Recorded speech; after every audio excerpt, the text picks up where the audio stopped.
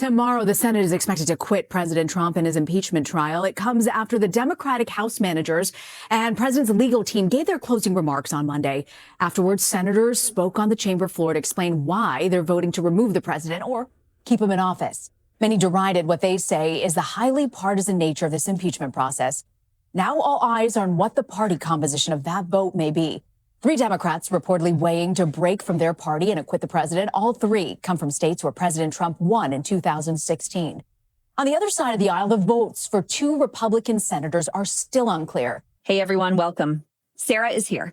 Here's what just happened. In this imagined scene, the Senate gavel comes down 68 to 32. 10 Republicans, including Collins, Murkowski, and Hawley, crossing the aisle. The 2/3 threshold everyone called impossible has been cleared, and Trump declared unfit to serve effective immediately. Donald Trump, who's currently 78 years old and regularly frequents McDonald's and loves his Diet Cokes, would end his second term as the oldest person ever to serve as president of the United States. In fact, he'd be 82 years, 7 months, and 6 days when his term would end in January of 2029. So what happens if Donald Trump dies or becomes incapacitated and can no longer serve as president? Section 1 of the 25th Amendment states that in that event, the vice president becomes the president automatically. So I'm going to state it plainly. J.D. Vance is a heartbeat away from the presidency of the United States. Within 45 minutes of that gavel coming down, J.D. Vance is standing before Chief Justice Roberts with his hand raised, taking the oath of office as the new president of the United States. And somewhere in the White House residence, Donald Trump is watching the coverage on a television screen, completely alone except for a handful of remaining aides, staring in stunned silence as the reality of what has just happened crashes over him.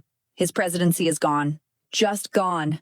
Taken from him not by voters, not by term limits, and not by the slow grinding machinery of the justice system, but by the swift constitutional mechanism of the 25th Amendment, wielded by his own party. She wasn't his first pick for attorney general. Such a nice person. But Pam Bondi was always a Trump loyalist. One of the first cabinet members, confirmed by the Senate, she was a MAGA favorite, mainly because of her stated commitment to release all the Jeffrey Epstein files, the FBI investigation into the notorious child sex trafficker with high-profile links. She told Friendly Media his client list was on her desk. She was prepared to release it. But her inability to stop the questions over Epstein, her failure to follow through against the president's perceived enemies, frustrated him. And her departure is the latest but biggest upheaval at the Justice Department in Trump's second term. Pam Bondi, who was supposed to be Trump's ultimate legal protector, the person installed specifically to shield him from accountability, looks at the evidence that has been assembled. She reads the witness transcripts. She examines the documents. She consults with her own legal advisors about her own potential exposure, and she reaches the conclusion that staying loyal to this president means risking her own law license, her own reputation, and potentially her own freedom. So she walks. She submits her resignation effective immediately, and her departure becomes the signal that everyone in the cabinet has been waiting for. If the person whose entire job was to protect Trump legally has decided that he is indefensible, then what does that say about the situation for everyone else?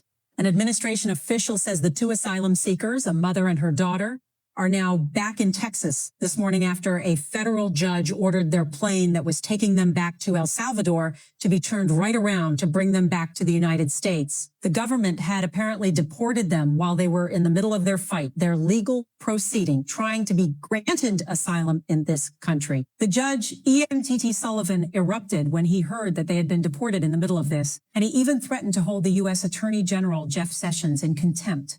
The mother goes by the name of Carmen, and she came to the U.S. from El Salvador with her young daughter after what she says were 2, in her words, 2 decades.